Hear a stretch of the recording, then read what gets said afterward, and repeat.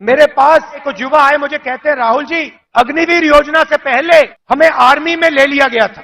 1,50,000 युवाओं को हिंदुस्तान की सेना ने और एयरफोर्स ने एक्सेप्ट कर लिया था। 1,50,000 युवा।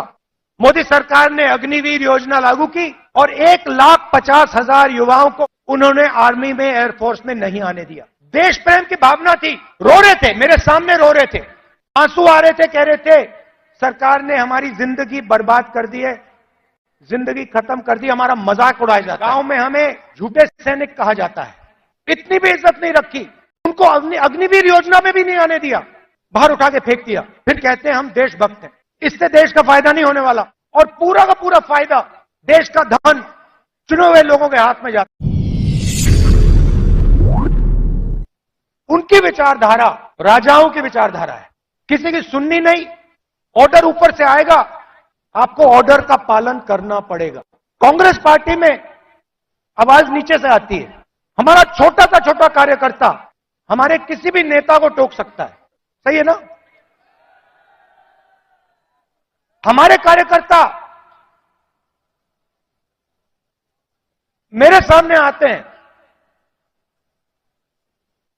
और मुझे कहते हैं राहुल जी, ये जो आपने किया मुझे अच्छा नहीं लगा। और फिर मैं उनको समझाता हूं कि देखिए मैंने ये इस कारण किया, और मैं उनकी सुनता हूं। उनकी जो आवाज है उसका आदर करता हूं, उसका रिस्पेक्ट करता हूं। यह भी कह देता हूं कि भैया मैं आपकी बात से सहमत नहीं हूं,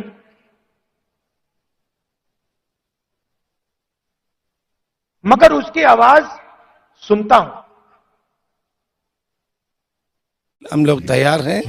मैदान में हमारे कार्यकर्ता सब उतरे हैं। देश के विभिन्न भागों से नेता भी आ रहे हैं। ये बहुत बड़ा रैली की आयोजित की है, और आने वाले चुनाव के लिए भी हम लोग तैयार हैं। कांग्रेस की स्थापना दिवस है, वो मनाने के लिए रैली की आयोजित की है।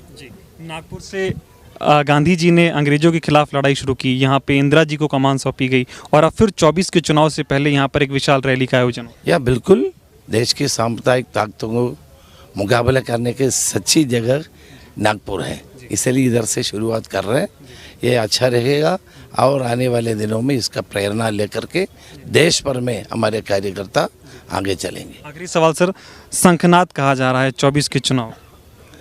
देखिए, चुनाव में मोदी हटाने के बाद तो चल ही रहे हैं, लोग तो परेशान हैं। बेरोजगारी की बात हो, प्राइस राइस की बात हो, लोग तो तंग है, परेशान है। इसके लिए देश में एक परिवर्तन की लहर बिल्कुल आएगा, उसकी शुरुआत नागपुर से होगा।